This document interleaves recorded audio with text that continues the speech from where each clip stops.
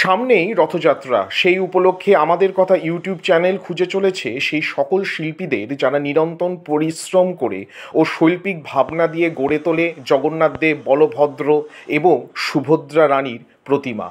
আমরা চলে গিয়েছিলাম শ্রীরামপুরের রাজ্যধরপুরের তরুণ শিল্পী মনোজ পালের বাড়িতে দেখে নিতে তিনি রথযাত্রা উপলক্ষে কেমন শৈলীর ও কেমন আকৃতির জগন্নাথ দেব, বলভদ্র এবং সুভদ্রা দেবীর প্রতিমা তৈরি করেছেন।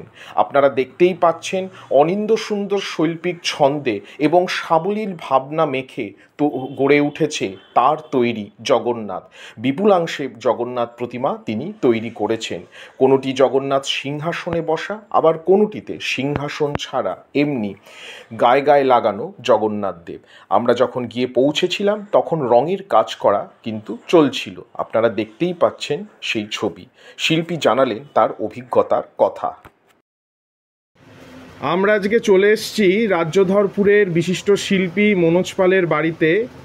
তো প্রচুর পরিমাণে জগন্নাথ দেব করেছেন। আপনার থেকে জগন্নাথ দেব নিতে হলে শ্রীরামপুর স্টেশনে নেমে কি করে আসবে মানুষ? শ্রীরামপুর স্টেশন থেকে টোটো যদি আসা যায়, টোটোতে চেপে বলতে হবে ছোট মসজিদের পাশে, পুকুর পাড়ে মধুসূদন পালের বাড়ি যাবো। বেল্টিং এর বাজারে?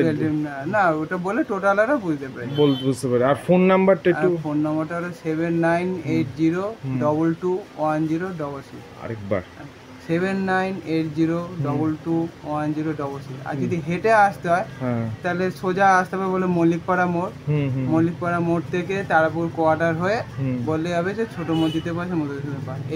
মানে শ্রীরামপুর স্টেশন থেকে নেমে রাজ্যধরপুর স্কুল, ওখান থেকে বাকি যেই ঠিকানাটা বললে ওইটা। আর তারাপুকুর মোড় বললে ওখান থেকে বাবার নাম বললে যে আর ক রকমের ছাঁচ এবার তুলেছো, মানে ক রকমের শৈলী এবার হয়েছে? এবার জগন্নাথের একরকম, দু রকম, আপাতত এখন দু রকম হয়েছে আর 3 রকম হবে। 3 রকম। এই বছর কশো বানিয়েছো? এবছর বেশি অর্ডার নেই, 110-20টার মতো। হ্যাঁ, মানে তুমি মোটামুটি বাড়িতে থেকে এগুলো বিক্রি করছো? হ্যাঁ, এগুলো পাইকারি। বা কেউ যদি সিঙ্গেল পিস নিতে চায় তাও আসতে পারে, সেটাও আসতে পারে। আর আলাদা করে কোনো মেলায় রথযাত্রা উপলক্ষে বসছো না? বুঝতে পেরেছি। বাড়িতে তো আবার একের পর এক কাজ আছে না, এই যে এবার লক্ষ্মী, গণেশ, ঠিক, তারপরে ঝুলন আসছে, ঠিক। আর বলছিলাম ছাঁচগুলো কি বংশ পরম্পরায় নাকি নতুন?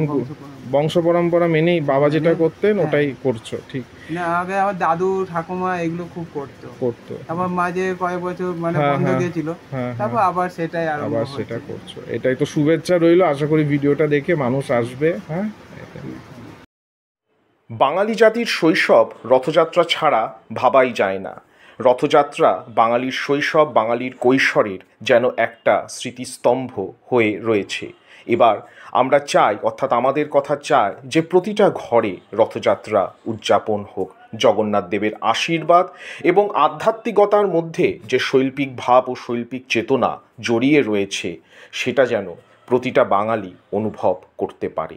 আমরা আরও সেই সকল শিল্পীদের তুলে ধরব যারা রথযাত্রা উপলক্ষে এই অনিন্দ্য সুন্দর জগন্নাথ দেবের প্রতিমা গড়ে তুলেছেন। বলে রাখা ভালো, শিল্পী আরতি দেবীর, অর্থাৎ আরতি পাল, তিনিও রাজ্যধরপুরে থাকেন। তারই ভাইপো হচ্ছে শিল্পী মনোজ পাল। এবং মনোজ পাল কিন্তু অসাধারণ মনসা ঘট হুগলি জেলার বুকে শ্রীরামপুরে থেকে তিনি কিন্তু তৈরি করেন। এন্ড স্ক্রিনে তার মনসা ঘটের ভিডিওটি দেওয়া রইল। নমস্কার, ধন্যবাদ।